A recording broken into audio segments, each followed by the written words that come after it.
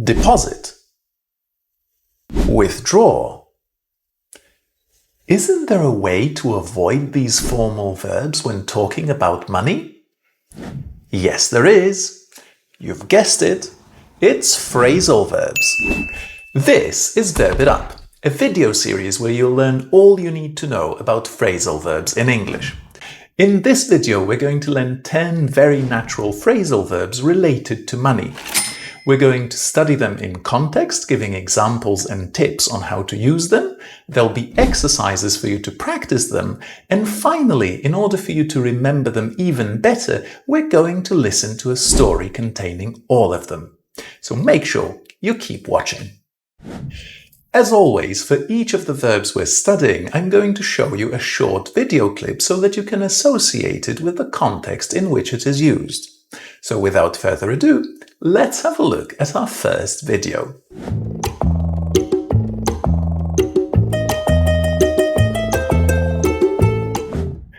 Do you still have your old piggy bank from when you were a child?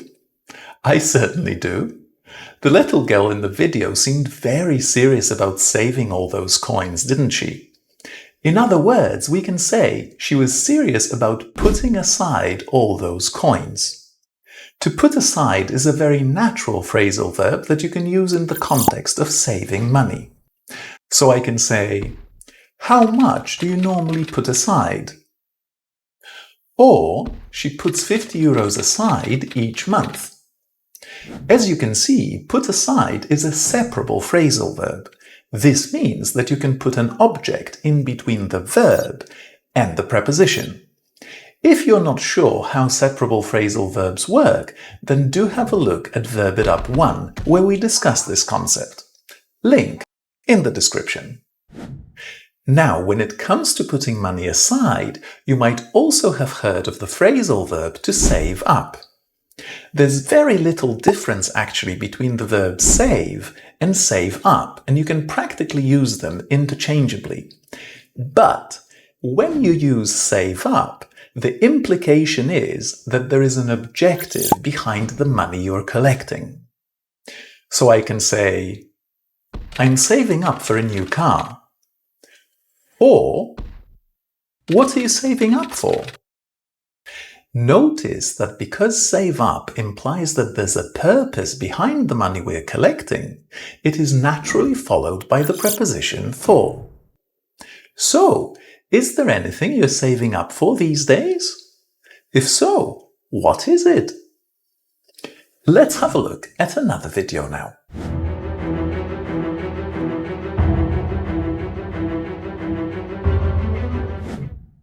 So hopefully, if you have savings, they will grow bigger and bigger with time. In other words, we can say that they will build up. To build up is a phrasal verb that you can use very naturally in the context of things that accumulate. So for instance, I could say, your savings will build up over time. Or, her experience has built up over the years. As you can see, build up isn't used only in the context of money. We can also use it to say that things such as experience, pressure, or levels of other things build up. Another similar and useful meaning of build up is when we use it in the context of creating or developing something. For example, I can say, they've built up a strong relationship. Or, their friendship built up over time. Let's have a look at another verb now.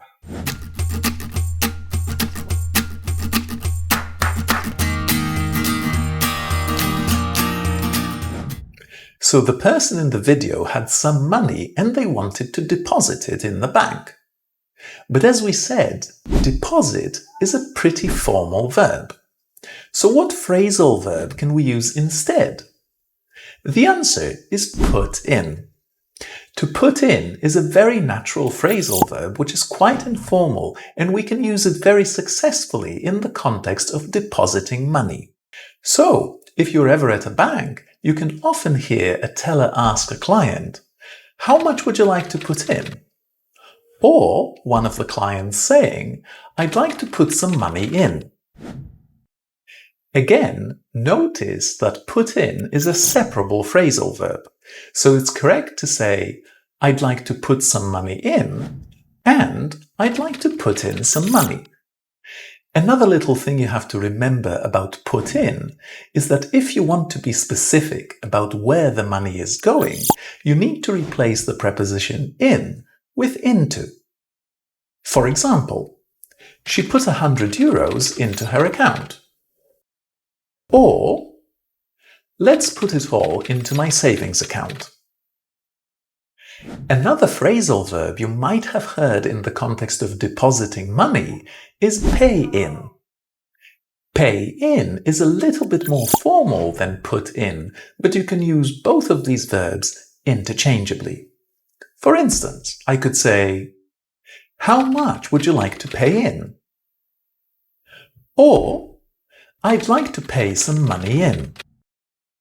Again, as pay in is a separable phrasal verb, you can either say, "I'd like to pay some money in," or "I'd like to pay in some money." Both sentences are correct. Also, as was the case with put in, if you want to be specific about the destination of the money, you need to replace the preposition in with into. For example, "I'd like to pay it into my savings account." Or, "He paid some money into his account." Let's have a look at another verb now.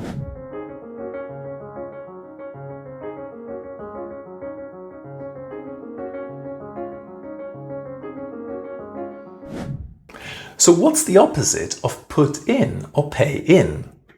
Withdraw is a very formal word, and if you want to sound more natural in this context, you should use the phrasal verb to take out. Whenever you withdraw money from a bank, you can say you take it out. For example, "I need to take out some cash."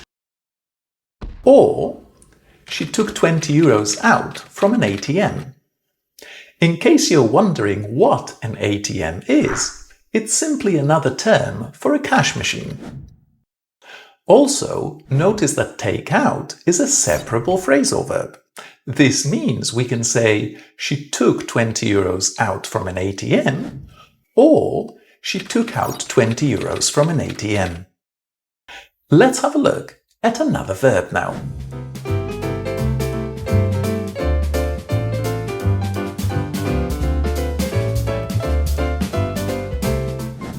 The woman in the video works at a bank, and one of her responsibilities is opening accounts for new clients. In other words, we can say that she is responsible for setting up accounts for new clients. Set up is an extremely common phrasal verb with a huge variety of meanings. In the context of banking and money, we typically use it in two situations. When we open an account, you can hear a bank employee say, "Let me set up an account for you." Or, in the context of making regular payments, that same bank employee might say, "Let me set up a direct debit for you." Now, if you don't know what direct debit is, it's basically a system that allows a bank or a company to take money from your account regularly in order for you to pay bills or loans. And speaking of loans, do you know the best place to borrow money from? It's your grandmother. The United Bank of Grandmothers doesn't charge interest. Still, there comes a time when you have to return the money you'd borrowed. In other words, you have to pay it back. Pay back is a very natural verb that can be used in the context of returning money. So I can say, "You haven't paid me back yet." Or, "Will you be able to pay the money back?"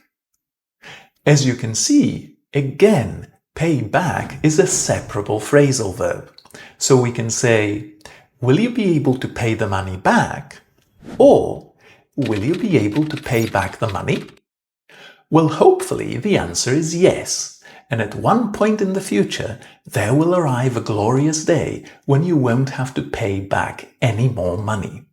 Like the man from our next video.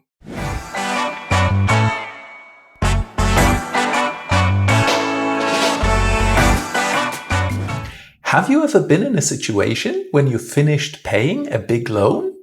Well, if you have, you might have felt exactly like the man from the video.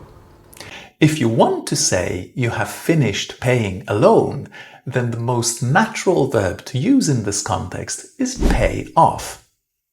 For example, I can say, I'll have paid this loan off by 2045.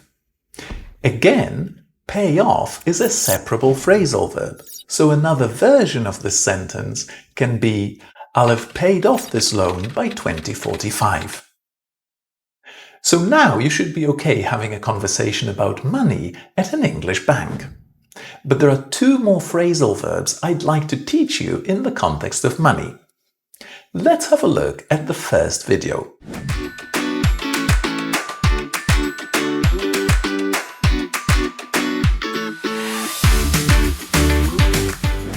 So imagine yourself spending a lot of money on something you don't necessarily need, like a luxury car or designer clothes.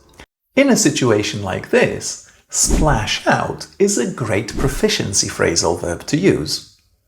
So for instance, I can say, I'm gonna splash out this weekend. Or, he sometimes splashes out on designer clothes. Notice that when you use an object after splash out, the verb needs to be followed with the preposition on. Splash out on something. So what's the last thing you've splashed out on? One more verb to go. And for this one, I'm going to introduce Jason to you. Jason is a dear friend who collects old clocks. Depending on the type of the clock, they sometimes cost a lot of money, but Jason doesn't mind splashing out on them from time to time. In fact, he has just bought one of those clocks and he's about to open the box in which it arrived. Let's have a look at how he reacts to what he finds inside.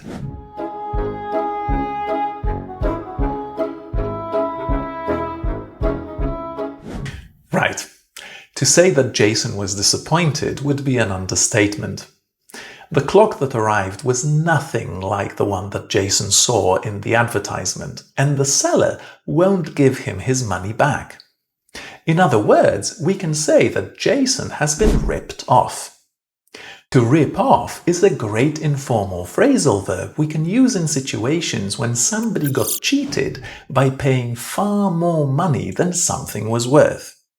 So, for instance, I can say, try not to get ripped off. Or, many tourists are being ripped off. Notice that rip off is a phrasal verb that's very often used in passive voice with to be or to get. So, have you ever got ripped off? Now that we have learned all these phrasal verbs, it's time we put them into practice. But before we do, remember that you can download a full summary of all the verbs in this video from a link in the description.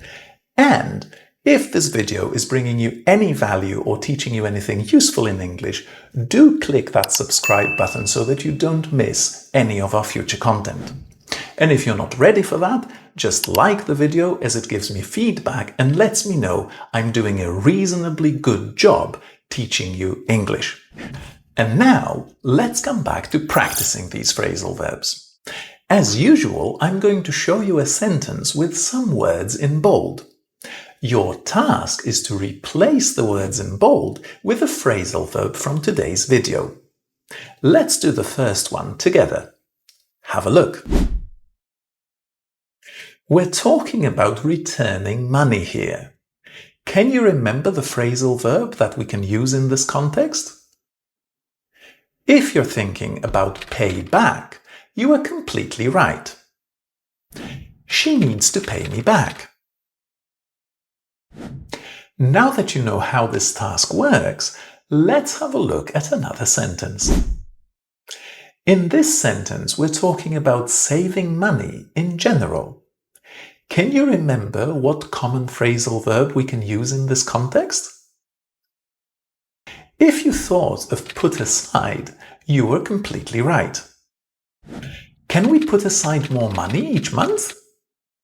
Remember that put aside is a separable phrasal verb, so we could also say, can we put more money aside each month? Next. In here, we're talking about creating or developing a relationship. Can you remember the phrasal verb we use in this context? It's build up. She managed to build up beautiful relationships. Have a look at the next one. In here, we're talking about opening an account. And can you remember the very, very common phrasal verb we can use in this context? If your answer is set up, then you're right. Shall I set up an account for you? Let's move on to the next one. Right, this one is about depositing money. Can you remember that deposit is a formal word and there are actually two phrasal verbs we can replace it with? Which ones are they? If you answered put in or pay in, then you are absolutely right. I'd like to put in 80 euros. Or, I'd like to pay in 80 euros. Since it's a separable phrasal verb, we can also say, I'd like to put 80 euros in, or I'd like to pay 80 euros in. Let's have a look at another example. We're talking about saving money, yet again. But what's the difference? It's not general anymore. There's a purpose behind the money we're collecting. And can you remember the phrasal verb we can use in this context? If you thought of save up for, then you were right. Tom is saving up for a new car. Let's look at the next one. Right, it's formal English again, isn't it?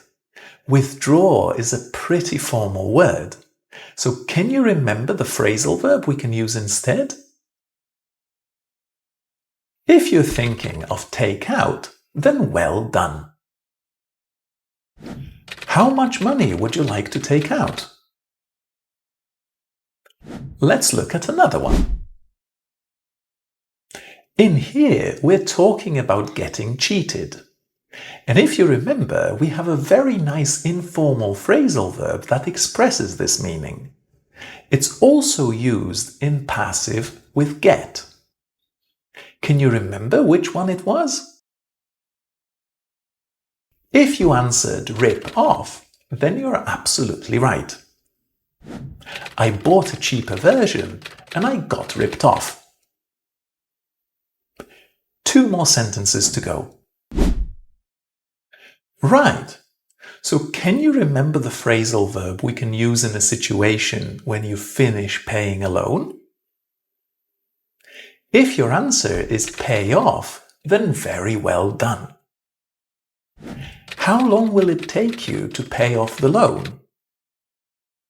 Again, pay off is a separable phrasal verb, so we can also say, how long will it take you to pay the loan off?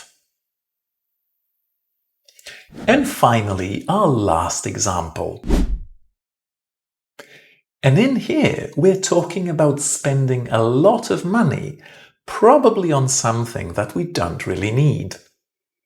Do you remember what phrasal verb can express this meaning? It's to splash out. I like to splash out on wine from time to time. Well done. Now that we have practiced all these verbs, it's time we experience them in a broader context, through a story. Listen and see if you can understand all the phrasal verbs we have learned today.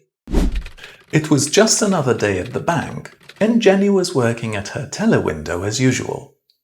Her job was mainly about setting up accounts for clients and helping them with other financial matters. The work was not terribly exciting, but Jenny liked it, and as the bank was a small local branch, she managed to build up a good relationship with some of the bank's most regular clients. Most of them were elderly and did all their money operations at the bank. Miss Harper came every first Monday of the month to pay $45 into her savings account. She always enjoyed telling Jenny why she was able to put aside the $45 and what she was saving up for. Mr. Woodsworth, on the other hand, visited the branch on the last day of the month to take out exactly $426 for all his monthly expenses. He always had a tip or two about how not to get ripped off at the local street market. And Miss Darlington came to the bank every month to pay back her loan. She didn't trust in direct debits and refused to have one set up for herself. She was usually very serious, and unlike the other clients, she didn't like talking a lot. So when she sat down in front of Jenny's desk that day with a huge smile on her face, Jenny was surprised, to say the least. "Today is the day," the old lady announced enthusiastically. "Good morning, Miss Darlington. You seem to be in high spirits today," observed Jenny. "Indeed, my dear. Today is the day I pay off my loan." Jenny had never seen Miss Darlington in such a good mood. They did all the paperwork together, and then, when everything was finished, Miss Darlington got up and announced, "I'd like to take £100 from my savings account. I'm going to splash out on a new handbag." "Certainly, Miss Darlington," said Jenny with a broad smile. "Were you able to understand all the phrasal verbs in the story? Please let me know in the comments below which of those phrasal verbs you found most useful. Now, if you're still watching the video and you haven't subscribed yet, that would be the right time to do so. And if you have 10 more minutes to learn English, why don't you click one of these 2 videos on phrasal verbs and I'll see you right there. Take care, keep learning, and enjoy the process. Thank you very much for watching.